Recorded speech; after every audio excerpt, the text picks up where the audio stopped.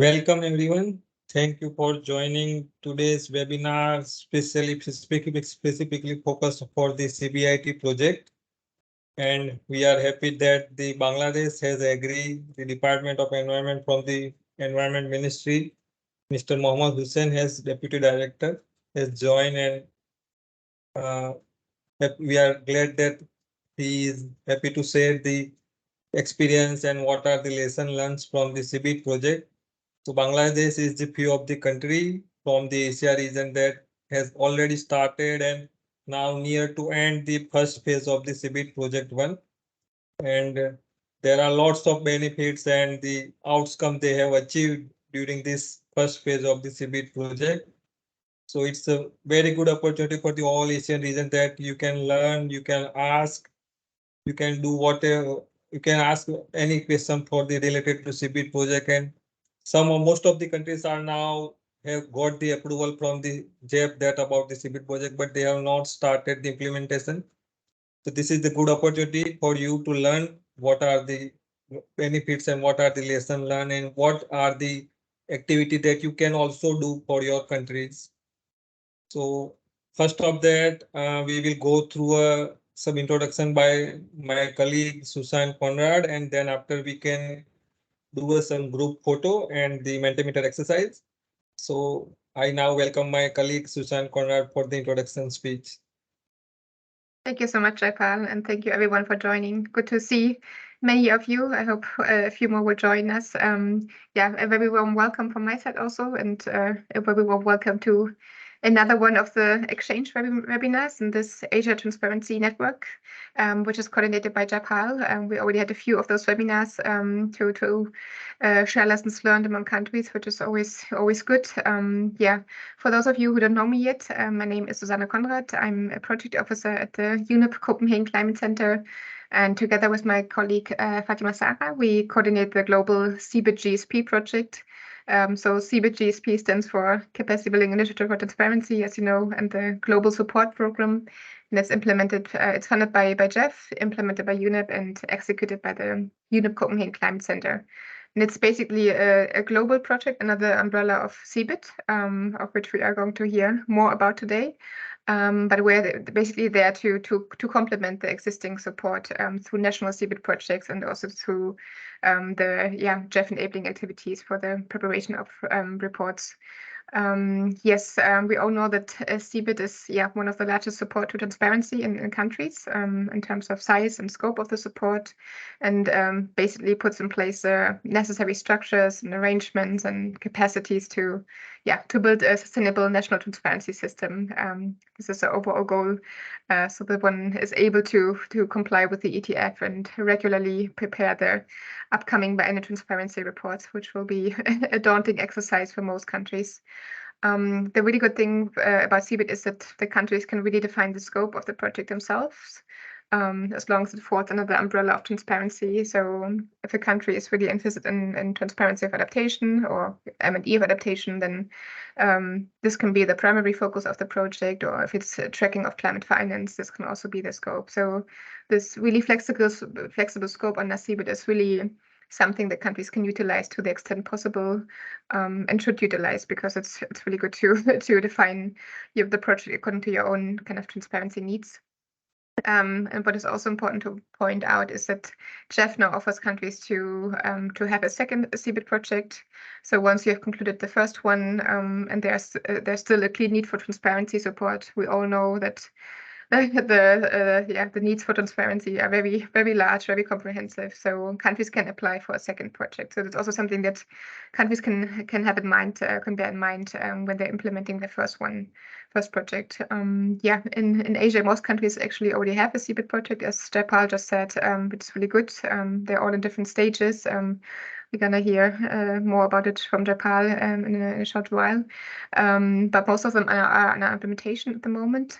So it will be really interesting to see what comes out of these projects and these national efforts across Asia.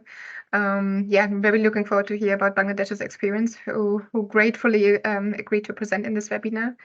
Also, just two last things I want to highlight is that we are planning to have a series of webinars of kind of these closing conversations with countries who have concluded their CBIT project or are about to conclude. And we're always looking for volunteers. So if your country would like to share insights about your CBIT project, can also be if you're halfway through the CBIT project, but if you think there are really valuable lessons learned, also working with the Jeff agency, any things you want to highlight, please reach out to us, and just to be able to facilitate this knowledge exchange and sharing of lessons learned. Please always feel free to reach out to us. And the very last thing I want to highlight is that we recently launched the Climate Transparency platform. We can post a link in the chat in a short while, and there we have a full overview of all CBIT projects going on. So on the homepage you have a map of all CBIT projects on around the world, but you can also dig into the projects in more detail. So it takes over all the information we had on the previous CBIT global coordination platform. But it's just really good to see what other countries have been doing. You can look at their project proposals, and just to highlight this. And please feel free to engage in the platform. There's also a forum, and we will organize a webinar soon also, where you get introduced to the kind of network space of Asia. We will reach out to you shortly. And now I'm really looking forward to hear from Bangladesh. And back to you, Japal. Thank you.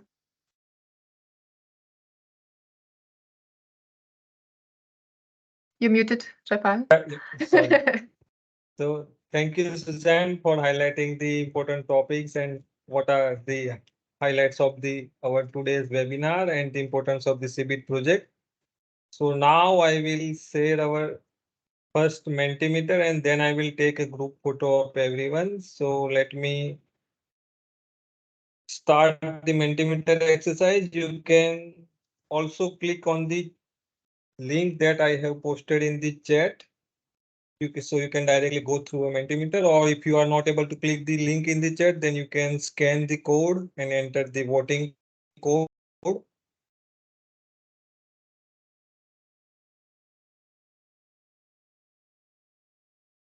Okay, so let me share Mentimeter screen.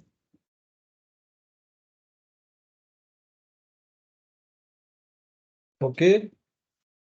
So yes, thank you, Nepal. Nepal is I think this is the third webinar, and every webinar Nepal is present. So thank you so much. Yes, we have colleagues from Vietnam also, Denmark, yes.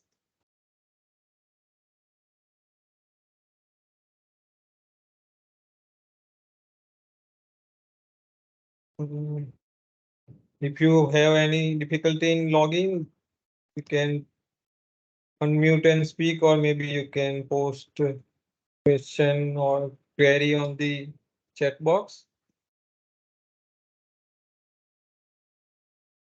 Okay, Laos is also there. So let's take the second question. So as you are most of the aware that I think around 15 countries that already got the approval about the CBIT project.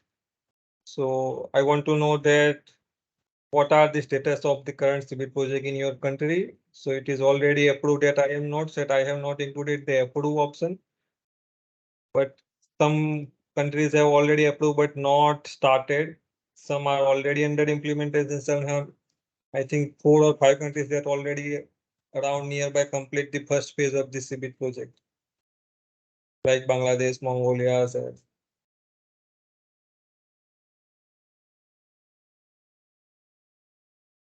Yeah, I think yes, we can.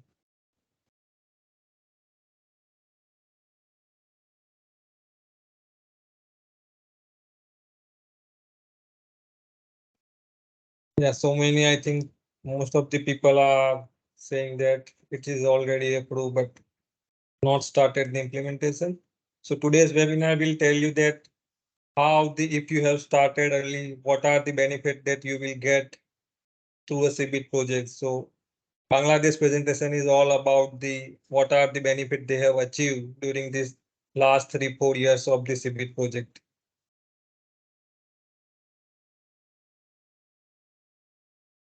Amjad, the code is 6242. Let me post it here in the chat box.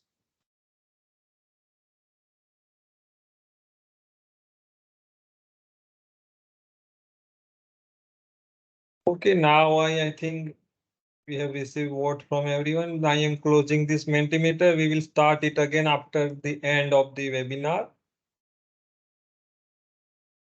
So I need a good picture of everyone. So please clean your camera and give me a good smile.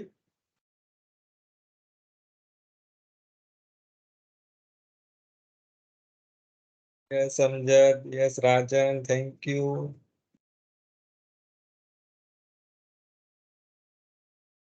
Thank you, Aarti. Thank you, Arfan. Okay, let me take the first shot.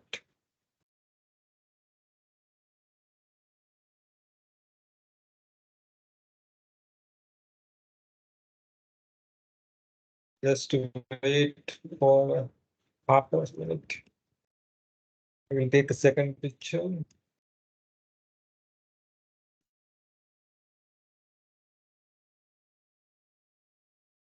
Okay, thank you everyone.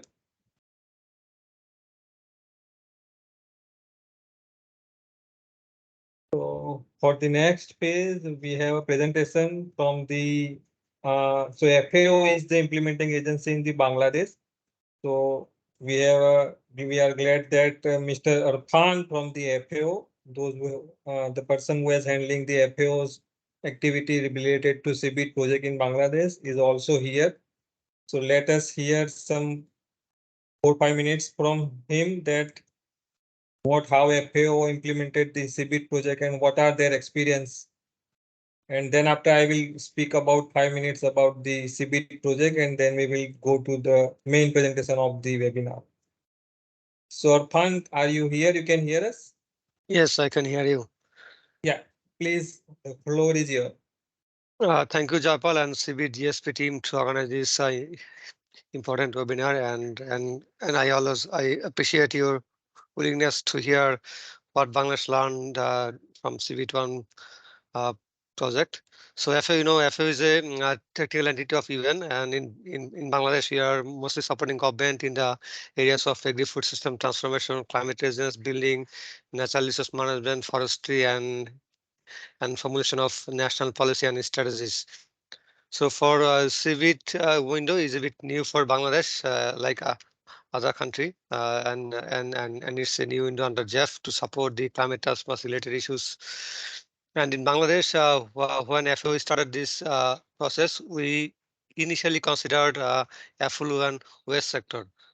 Because we found there is a data gap is much higher in these two sectors compared to other sectors. But when you have formulated the full project, the government has requested FAO to include all the four sectors because they want to also engage stakeholders from uh, four sectors and also want to enhance their understandings, their the data requirement and also the ETF framework of the Paris Agreement as well as their role in the whole process. Then FAO has considered all the on the four sector in the project. But if you see in other uh, CBIT project that FAO is leading in this Asia Pacific region. So we are mostly focusing one or two sector for in-depth capacity building. But here we are covering four sector. It's a bit challenging with the limited resources, but the participation and interest we are getting from government. So the whole implementation process are now getting easier. So we are able to connect all the stakeholders from different entities. So what we found initially, the data infrastructure is very poor in Bangladesh, and public sector entities are still collecting data in manual system, and their archiving system is also very limited. So that hampering the quick data collection and sharing process with DOE and ministry. Uh, so we are trying to facilitate this process to digitize this data sharing process to MRV system. Mahmood Bhai will share the detail in his presentation. So our first, the lesson we have learned from this implementation of this CBIT1 project in Bangladesh, that is the whole work that is Bangladesh is doing is mostly consultant based. So if we need to strengthen the government position and ensure our ensure the ownership of government in the whole process. This needs to be further institutionalized, and there is a need for establishing a separate maybe GHG or MRV wing at DOE as well as ministry, so that they can regularly communicate with different stakeholders, collect data, and support in report preparation and analysis. So I think other countries is following this approach. So we hope Bangladesh will also go to in that direction. So it will also save the time and resources and ensure the full ownership of government in this UNFCCC reporting process. So FAO is always here to support the government of Bangladesh to comply with the whole process. And apart from this, as you know, FAO has several initiatives in CBIT and non-CBIT related. So we are trying to scale up and promote these sort of tools, approaches, and techniques in Bangladesh, so that the government officials can use it in data collection, generation, and analysis, as well as in transparency process. You know, FAO has prepared a BTI roadmap tool, and it was launched in COP26. So we have also tested this tool in Bangladesh. And FAO has one more tool that is called Accent Carbon Balance Tool, that we have. This tool is followed in different countries for assessing the mitigation potential from affluent sector, as well as to track the project level information in greenhouse gas mitigation.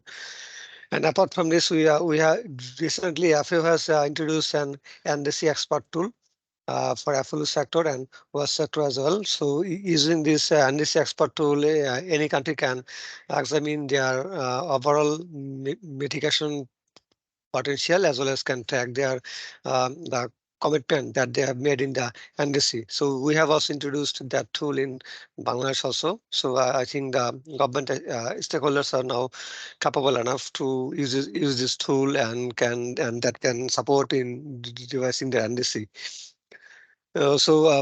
If I say about the implementation mechanism of this project, so FAO this is one kind of new approach that in CBIT project we have introduced both DEX and NEXT approach for implementation, and DOE is also implementing a certain part of the project on their own management.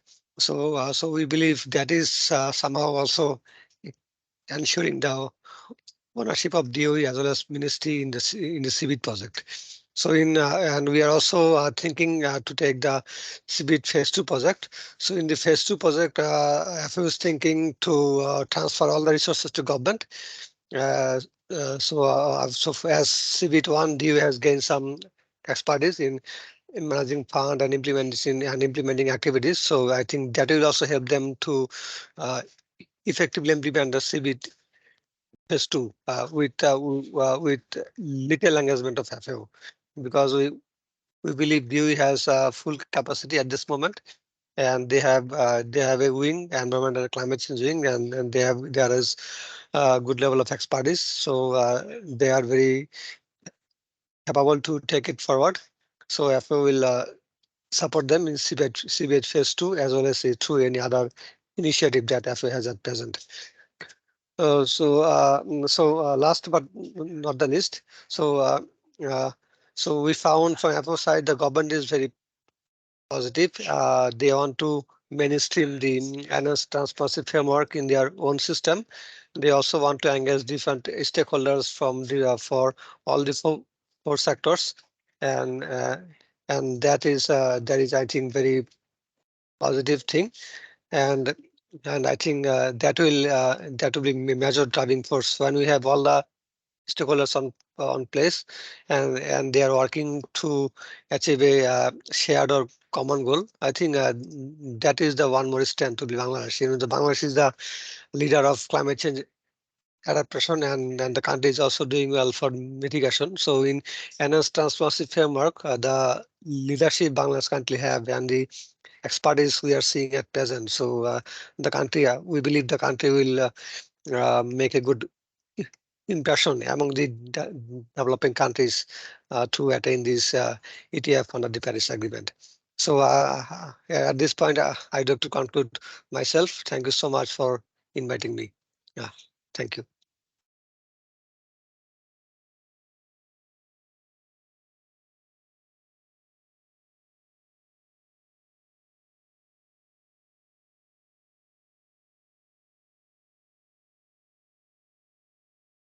You're muted, Japa. You're muted. This mic button is not always work for me. So thank you, Arfan, for speaking and sharing the experience in the Afghanistan, in the Bangladesh. So I was telling that some of the colleagues from the Afghanistan want to see your face. So if you can come for 1 minute on the screen. So yeah, so thank you, Arfan, for the insights and how FAO is working in how the other area where you are developing some tools and some methods that how for the transparency improvements and also for the CBIT and the future BTR project. So now I will take over the some small presentation, and after my presentation, Mahmoud from the Bangladesh will speak, and then you can ask any question whatever you have, or maybe you can intermediately posted on the chat whatever question you have. So let me share my presentation. Okay, I think now you can see my screen. Susan is already. Yeah, okay. So I will try to speak in some 5-10 minutes about the what is the introduction and how you can, if you have not applied for the CBIT project, then you can apply, and if you have already got the approval, then you can start the implementation. So the introduction about the CBIT project, that you are aware that after the Paris Agreement, there are the negotiation going between the parties, and it was decided that between the parties that JEP should start the funding for the developing countries for the initiative of the capacity building initiative for transparency, which called as a CBIT project. So the main aim of this JEP has said that there are three main aims of this project. One is the strengthen the national institution. So if you are attended our last webinar, which was about the institution arrangement, how you can strengthen, and where Singapore has spoken that something most important topics about how the institution arrangement is helping in moving towards the preparation of NCs and BTRs. So CBIT as a main theme from one of the most important benefits is the institutional arrangement. Second one is about the tools and the training and assistance. So these benefits you will understand when the Mahmoud will speak about the how they have provided arranging the workshops and trainings and webinars in their country. So they get the all people who are involved in all people or stakeholder expert who are involved in the preparation of NCB or get benefited from the CBIT project. And the third is the last and most important one is the improvement of the transparency. So as you are aware that BTR's reporting requirement are totally different compared to the national communications and CBUR. So one of the major difference is that you have to improve the transparency over the reporting. So from the first BTR to continue moving towards the second, third BTR, you have to improve the transparency. So data management is the most important topic when you improve the transparency. So I think in the Bangladesh presentation, you will get to know that Bangladesh has a very good opportunity and very great benefit from the set up the MRV system. So if you have not established MRV system either, or you have some current MRV system that you want to improve or enhance the existing system, that CBIT project will help you that to achieve that level of the MRV system, or you can call that inventory management system or whatever is there. So for the next, I am trying to play some video here. Let me see if you can hear. This is video is from the JEP. They are telling about that how they can. Susan, are you here to voice? Just confirm. I can't hear it, no. Okay. No, we can't. I can't hear the sound. Not sure. Okay, you can hear you or not? I'm sorry. I cannot hear. Not. Okay. I can't. Okay, you can. No. Okay. Mhm. So maybe it's around a 2-minute video. If I can play in my player and if you can understand.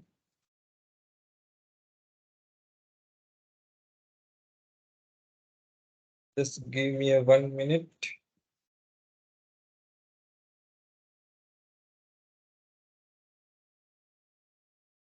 Just tell me, Susan, if you can hear.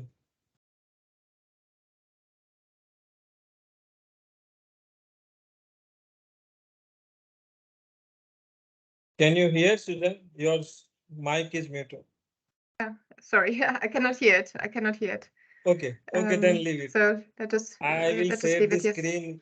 Yeah, no issue. I will share the screen, the link of that video in the chat box. So let me move ahead in the presentation. So video is just generally about that how JEP is supported, and through a various implementing agency you can apply in the JEP for the CBIT project and the other BURs and ANCs and BTRs. So let me start again from the presentation. Okay, so for the CBIT, there are around 82 projects has already approved by the JEP for the all developing countries of the world, and around 7 agencies are already active for this CBIT project. So for the Asia region, there are 7 agencies, but mostly UNEP, UNDP, and FAO is the active agency. They have most of the project of the CBIT in the Asia region. So if you are, I think around 2-3 countries, Pakistan and Philippines or something, are remaining to apply for the CBIT project. Other mostly 15 countries have already applied and got approval from the CBIT. So you are already aware and you have already got approval from the JEP that you can start. So we are requesting you to at least start the implementation activity. And these are the list of the all 15 CBIT projects that are running and that are already approved by the JEP. So you can see your country's name here. Only around 2-3 countries are remaining in the Asia, those who have not applied. And you can see that the Bangladesh and 2019 Cambodia, Laos, and the Mongolias are the few countries that already in the last stage of the first phase of the CBIT project, and they are now moving towards the second phase of the CBIT project. So these countries are aware about the how they get the benefit and what are the experience that you can get from these countries. So now we can move towards the Bangladesh. So we learned that how Bangladesh is get benefited, and we and Mahmoud have discussed throughout the presentation that what are the slides that important for the youth, that you can understand the importance of the CBIT project and what are the benefits and outcome they have achieved during this 3-4 years of cycle of CBIT project. So let me stop sharing my screen and I will invite the Mahmoud to start sharing the presentation, and you can share your experience about the CBIT project. So Mahmoud, the floor is yours. Thank you, Jaipal. Please let me open my slide. Yeah.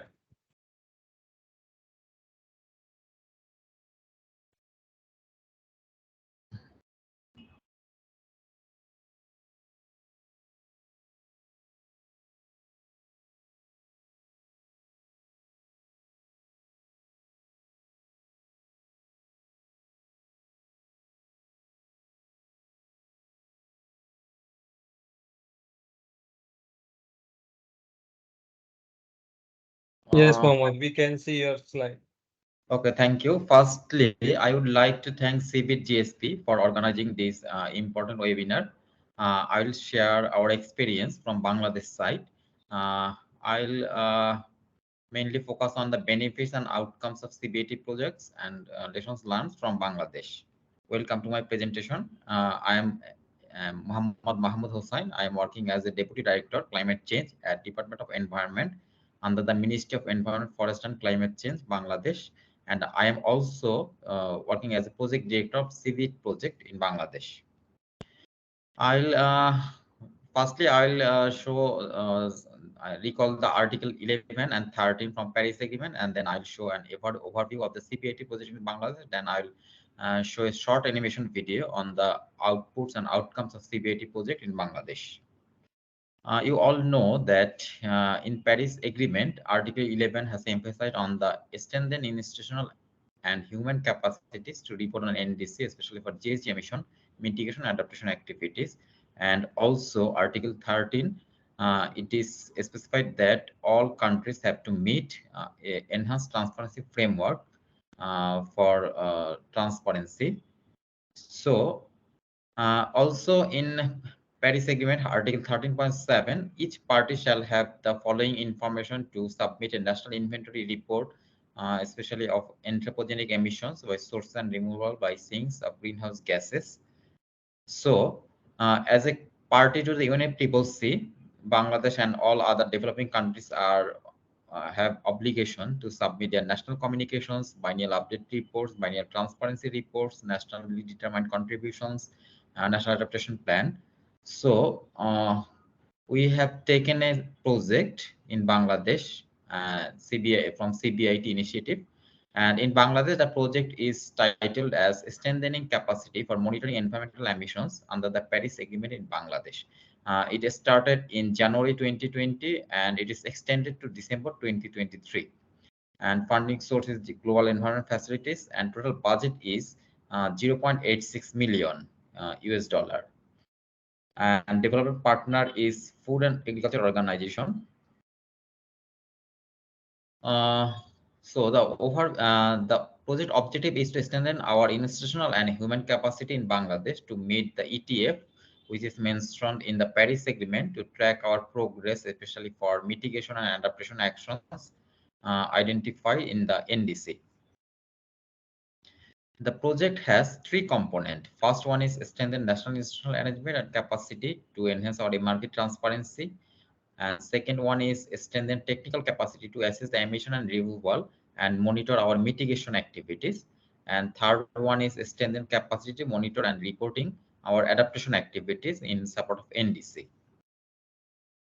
The project has four outcomes. First is install arrangement for data collection and sharing our archiving and reporting our data. Then best practice of ETF reporting process, especially for information gathering, system infrastructure, and module sharing. And third outcome is reporting on inventories of emissions, sources, and sinks, and monitoring mitigation activities. And last one is monitoring and reporting progress of adaptation actions. So these four are our outcomes of the projects. So what we have done so far, under this project, we have established an online MRV platform for data collection, data analysis, and reporting. We are trying to develop a institutional arrangement with our key data provider. We have preparing our GHG and environmental emission database system. We have extended our IT infrastructure and GIS lab of the department. We have already prepared a capacity needs assessment report, which was formulated in 2021. We are conducting 34 trainings and 8 stakeholder consultations with our key data provider and major stakeholders. We have already developed a ETF roadmap. Actually, it is in final stage, and we are organizing workshop on BTR roadmap, adaptation monitoring indicator, data collection template. We are also preparing some communication materials under this project. Now I will elaborate the major activities under this project. As I mentioned earlier, that we have developed a need assessment report in 2021. The assessment report has been formulated outlining the capacity gaps and action plan to meet our ETF requirement in Bangladesh. We propose a structured capacity building plan of activities for our department and the stakeholders. The assessment actually focused on some actions like institutional arrangement and data collection, development and online GSE inventory tracking system, IPCC guidelines, software application, appropriate analysis methods, developing an ETF monitoring roadmap, and establishing a national MRP system, which are being developing under this project. We have exchange of organized exchange of knowledges and lessons learned. The project places a strong emphasis on fostering the exchange of knowledge and sharing or lessons learned to stakeholders for enhance our understanding and collaboration. We have organized so far 25 trainings out of 34.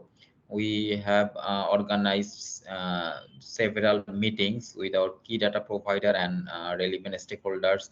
We have organized several consultations with our stakeholders.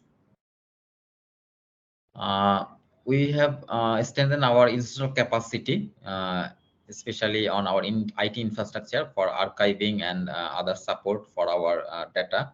And also we have strengthened our GIS lab to support the MRB system.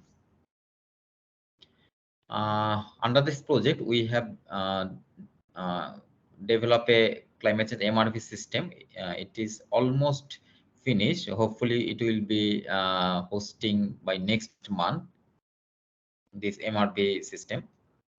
And the advantage of MRB system is to we can understand our emission profile and we can track our trends. We can track our mitigation adaptation actions and climate finance relevant information. And we can meet UNFCCC reporting obligation from this system. And also we can ensure our QA/QC procedure and we can meet the ETF requirement under the Paris Agreement. We can enhance our policy making and regulation and inform stakeholders through this online system. The MRB system has 4 components. First one is national GSE inventory. Will include our GSE inventory relevant data and information, especially from our third national communication and biennial update report. And in future, our biennial transparency report and fourth national communication will also we have a component on mitigation actions for tracking our progress, especially for our NDC targets. Also, we can track our adaptation actions, and also we will track our financial options from this MRB system. Institutional arrangement is very important for data collection. So we have tried to develop institutional arrangement with our key data providing agency, Bangladesh Bureau of Statistics, who are the data repository in Bangladesh. Also, we have identified several key data provider who have data, especially on energy, IPPU, waste, and agriculture, forestry, and other land use. So we identified 8 to 10 organizations for developing institutional arrangement. The DOE and BBS has already drafted a memorandum of understanding, and we hopefully it will be signed by July. And also after that, we will develop and complete our memorandum of cooperation with other key data provider. So if we strengthen our institutional arrangement, we can get our data smoothly. And as we have already developing our MRB system, we'll get data through the online platform. Apart from that, we are also developing an environment information system. Under this system, we will include our air and water quality data, break, kiln, sea level rise, and other environmental information actually in this system. So we can get GHG and other related environmental information from this environmental information system, and it will. And we have planned to make a umbrella platform where every system like EIS and MRP system will be included there. Also, Bangladesh has developed a ETF roadmap. It is in draft stages, and we hopefully we will finalize it by July. So in this ETF roadmap, we have focused on the fast track the Paris Agreement's implementation process in Bangladesh. The roadmap has outlined short, medium, and long-term goals and timelines that should lead the country to become or ETF readiness and compliant. And the roadmap has emphasized the institutionalization of the ETF process, capacity building, submission of BTRs, and mobilization of climate finance things. And in this ETF roadmap has also identified our timeline up to 2041. Then how can we be able to meet the obligation of Paris Agreement? I am at the last stages of my presentation. I just share some photographs.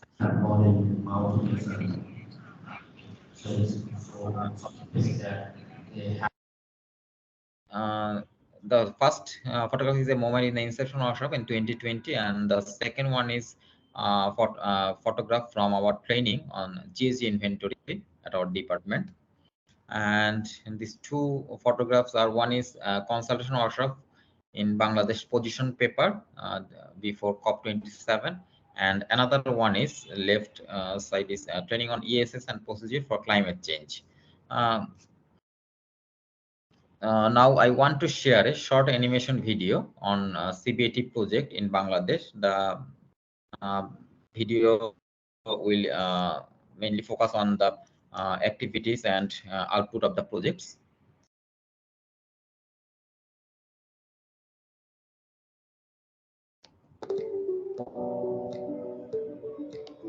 Can you hear the voice?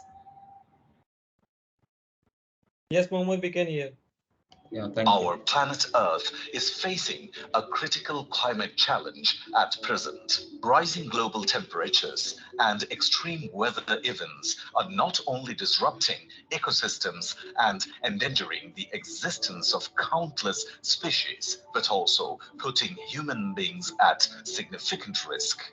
Once filled with vibrant life and natural wonders, our beautiful world is now struggling to survive. Bangladesh, an innocent victim of climate change, faces a number of extreme weather events every year, including cyclones, floods, heat waves, erratic rainfall, and sea level rise. To combat this crisis, countries came together to sign the Paris Agreement, aiming to limit global warming to well below 2 degrees Celsius and pursuing efforts to limit it to 1.5 degrees Celsius. To advance climate transparency in Bangladesh, the Department of Environment under the Ministry of Environment, Forest and Climate Change is implementing the strengthening capacity for monitoring environmental emissions under the Paris Agreement in Bangladesh project. This project, funded by the Global Environmental Facility and supported by the Food and Agricultural Organization of the United Nations, aims to improve institutional and human capacities to meet the UNFCCC reporting requirements such as nationally determined contribution, national communication, and Biennial Transparency Report. Focusing on key sectors such as energy, industrial processes, and product use, agriculture, forestry, and other land use and waste, the project has established a robust measurement, reporting, and verification MRV system. The MRV system enables tracking GHG emissions, climate change adaptation, mitigation actions, and financial data collection, analysis, visualization, and archiving. To strengthen institutional capabilities, the project has upgraded the GIS lab and IT infrastructure of the Department of Environment. The establishment of the Environmental Data Monitoring Information System under this project marks a significant milestone in Bangladesh's efforts to monitor and manage environmental data to support an informed decision-making and planning process. The project has fostered institutional arrangements to facilitate data sharing with major agencies responsible for providing environmental and climate change data. Through conducting relevant workshops, training programs, and consultations, the project has built the capacity of government and non-government officials in areas such as GHG inventory, data management, environmental analysis, and GIS.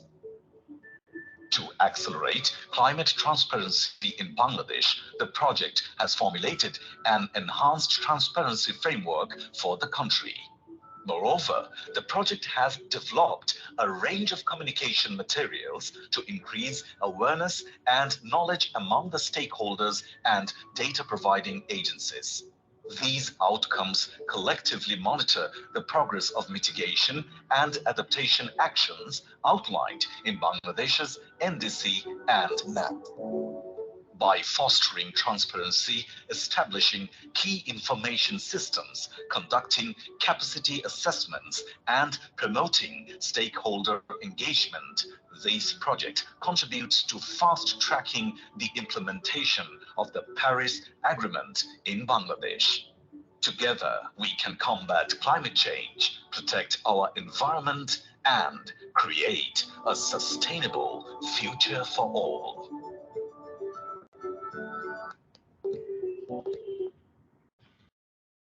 Thank you for your kind patience. I'm just stop here. And if you have any question, we can share our views. Thank you. Thank you all. Thank you, Mohammed, for very insightful and comprehensive presentation. So the last 4 minutes of the video tells everything about the how CBIT project has run in the Bangladesh and what are the benefits they have achieved during this full cycle of the CBIT project. So you can count so many of the benefits, the EIS system that every country want to develop to help preparation of the national communications, BUR, BTR, the MRV system, that ETF road thing that I think nobody has developed in the Asia. So there are lots of benefits they have achieved. They have around conducted 30 plus training, webinars, workshop for to create awareness and all type of activity. So yeah, you can count so many benefits, and if you are now in the phase of implementation or initial start of the CBIT project, then we are requesting you to start early and you can learn from these countries that you can also improve more compared to the Bangladesh activity. But this is the one of the example that you can what CBIT project can help with the country. So yes, the floor is open for question and answer. You can ask in the chat box. You can ask directly to unmute your mic and speak. Please ignore the language, English, whatever. You can just speak something, whatever. So I think the Afghanistan has one question that did you have develop an indicator to measure the adaptation measures? So I think Mohammed, this question is about that, like for the NDC tracking, we are identifying some parameters so we can track the each policies. So this the question is about all the policy related to the adaptation. Do you have any indicators that you have developed during the CBIT project? Sorry, Amjad is from the Pakistan. Yeah.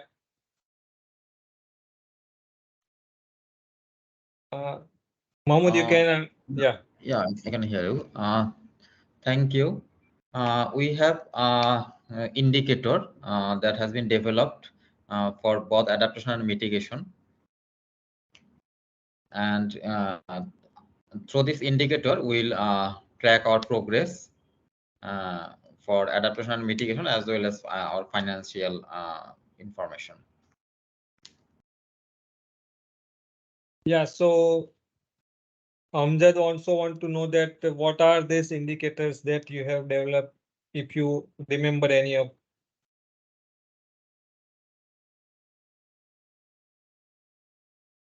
We have more than 20 indicator to assess our progress.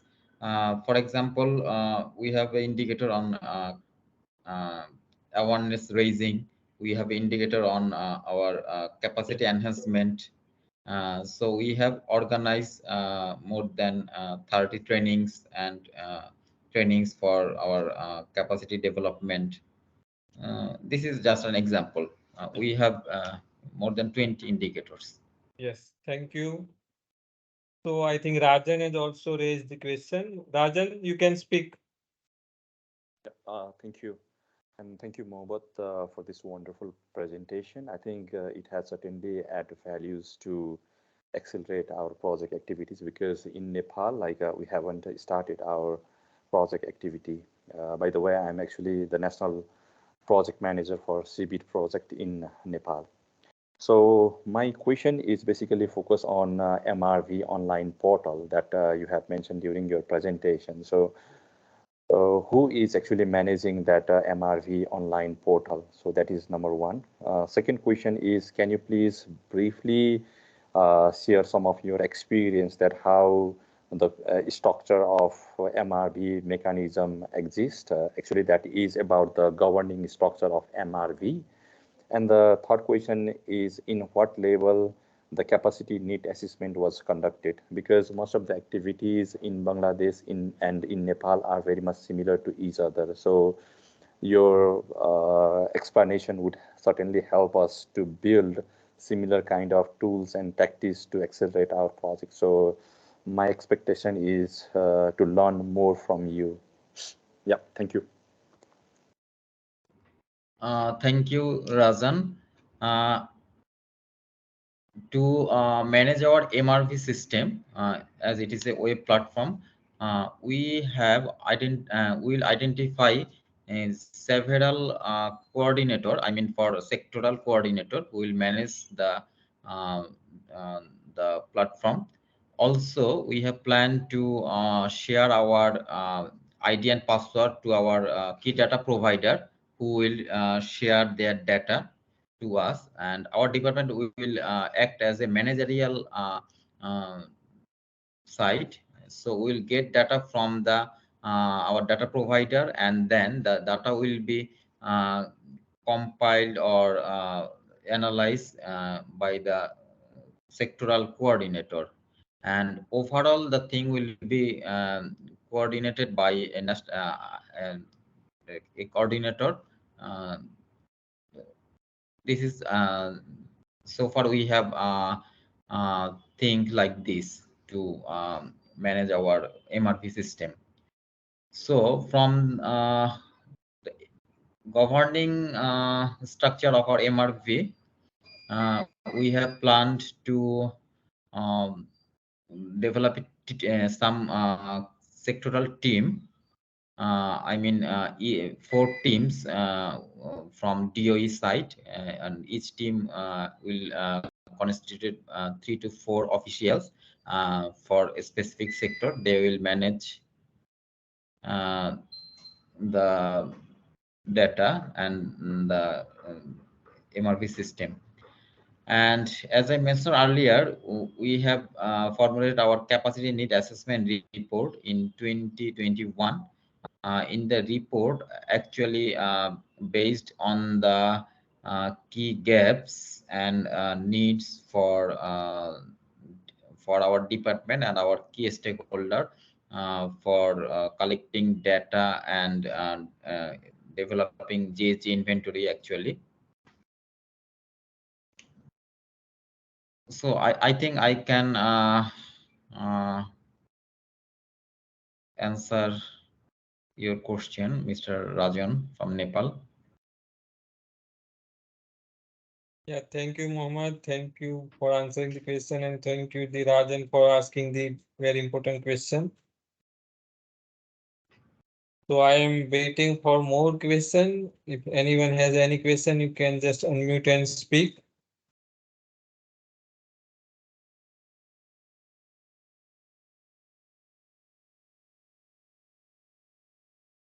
So yes, so my colleague has also questioned. So what was the biggest challenge in implementing the CBIT project in the Bangladesh?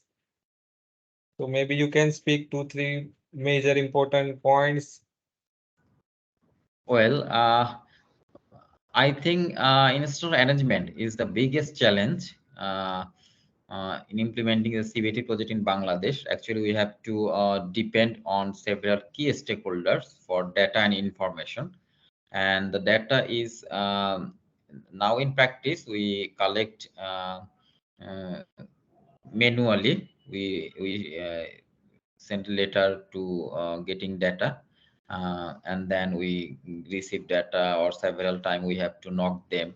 So if we have a strengthened in arrangement, we can data regularly, and we can then analyze and prepare our inventory. So under this project, we want to develop a strong institutional arrangement through MOU and MOC with key data provider.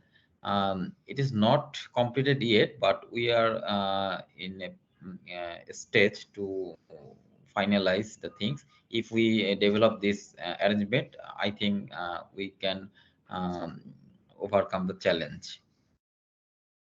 Yes, I think that capacity need assessment that you have carried out in the 2021 during the start initial phase of the CBIT project, which will tell you the everything that what are the key gaps that you have to identify and how to solve the main gaps that during the running of the CBIT project. Yes, so I think this will be important. And I think I also want to know about that BTR or not BTR, but the ETF roadmap tool that you have developed. So it is still is it in the draft stage, but we are curious to know that how you have developed that tool and what are the main what are your experience about developing that tool specifically to transparency ETF.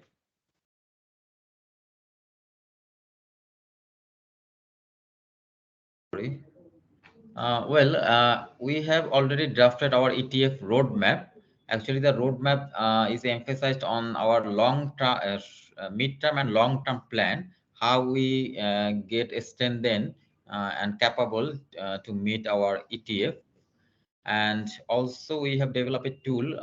Actually, it's a and developed with support from FAO. The roadmap tool has identified our long-term vision, and when we will capable to develop our inventory and meet our transparency system actually.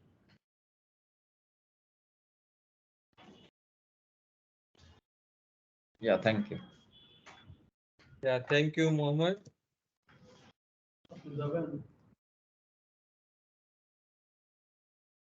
Yeah, I think someone is trying to speak.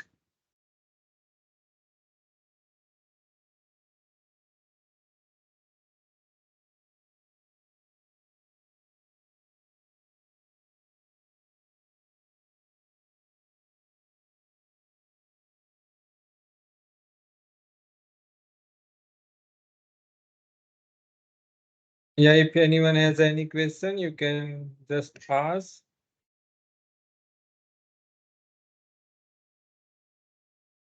Okay, Tairi has asked about CBIT project has been postponed in Afghanistan.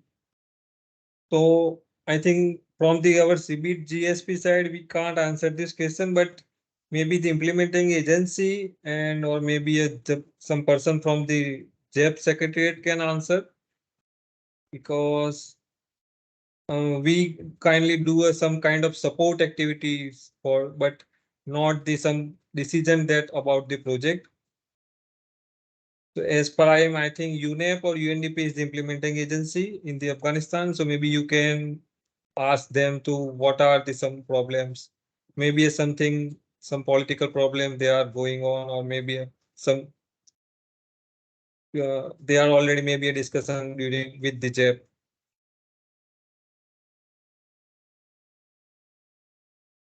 So I think if we don't have any question, then maybe we can go to a last Mentimeter exercise. I think nobody is.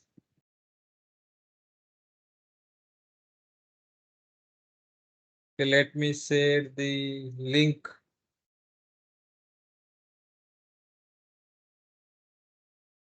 Yeah, so I have shared the link in the chat box, so you can just click and open the Mentimeter.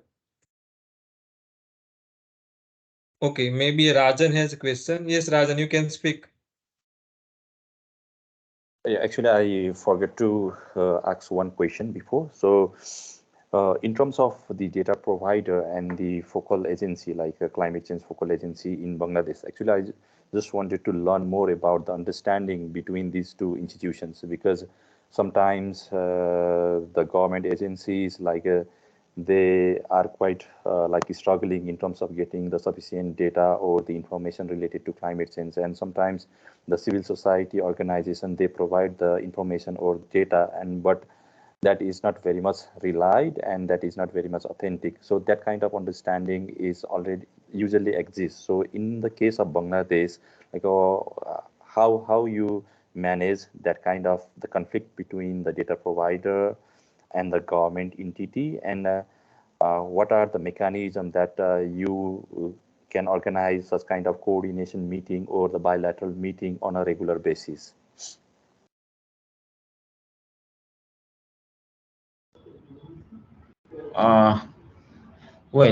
In practice, we are now at the last stage of our biennial update report. For preparing our biennial update report, we collect data from our key data provider. We have some project steering committee, project implementation committee who will suggest how to or govern the projects.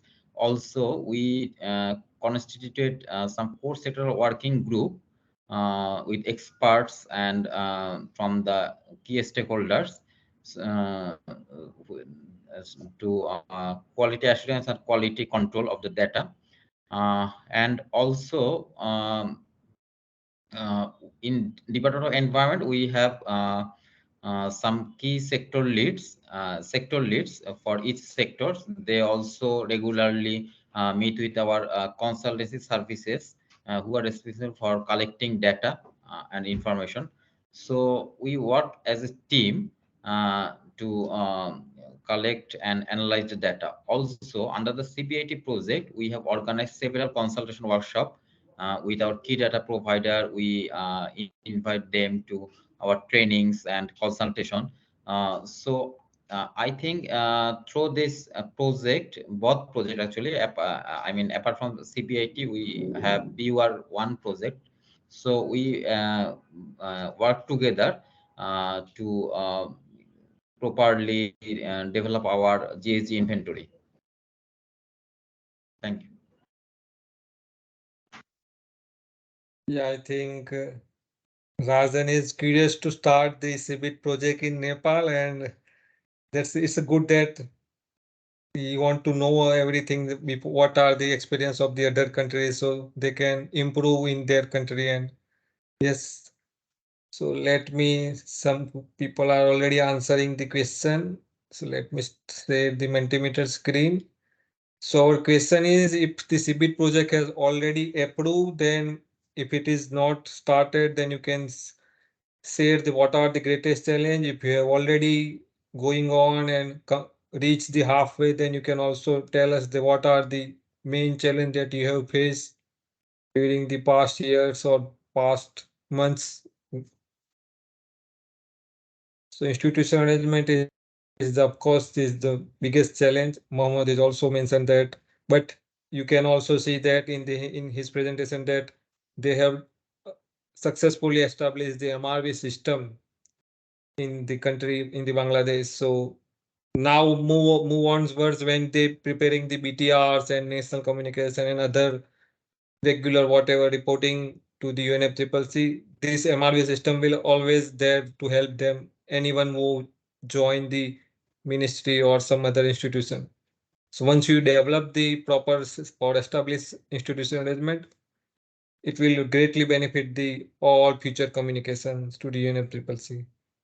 Yeah, so I think institutional management is the biggest challenge. And the last question is about the webinar. So you can tell us frankly about what you think about today's webinar. Is it useful for you or it is not?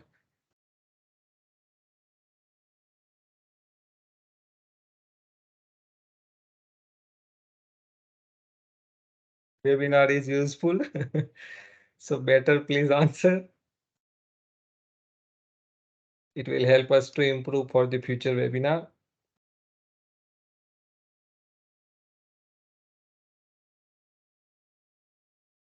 Yeah, so around more than 20 people are here and I get 5-6 votes.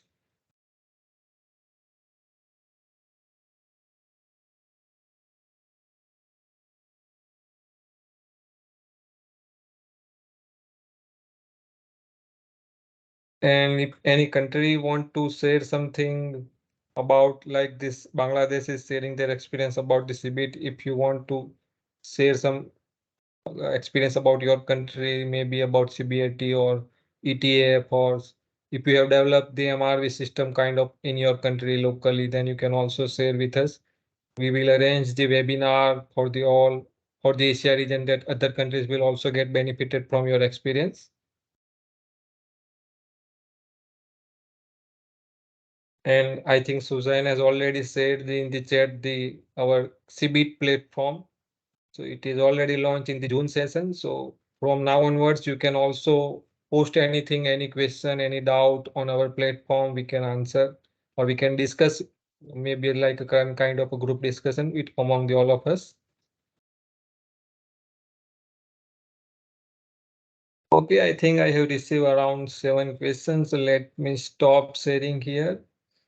And thank you everyone. Thank you every participant, those who have joined today. And thank you to Bangladesh for taking the time and share their experience about the CBIT project.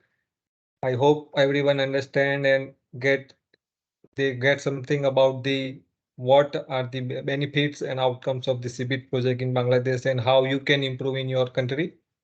So thank you everyone. Thank you, Mohammed. Thank you, Arfan. Thank you for my team from the Copenhagen, Suzanne. And thank you, my colleague Nelia, and also.